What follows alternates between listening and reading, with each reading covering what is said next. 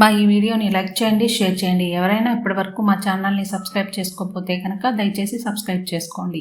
అలాగే ఈ వీడియోని చివరి వరకు చూడండి. గోచార రీత్యా ఈ సమయంలో ఈ రాశి వారికి ఏ విధంగా ఉండబోతుందో తెలుసుకుందాం.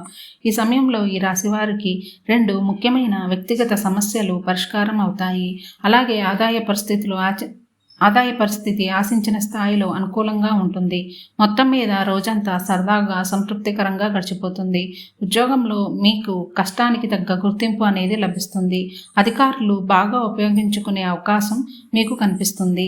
వృత్తి వ్యాపారాలలో కొత్త ఆలోచనలను ప్రవేశపెట్టి లాభాలను పెంచుకుంటారు.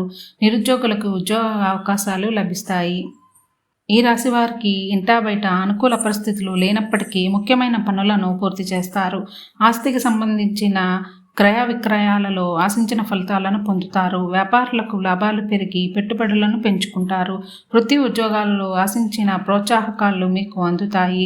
ఆదాయం నిలకడగా ఉంటుంది. మొండి బాకీలు బకాయిలు వసూలు అవుతాయి. రాశి విద్యార్థులకి సానుకూలంగా ఉండిపోతుంది.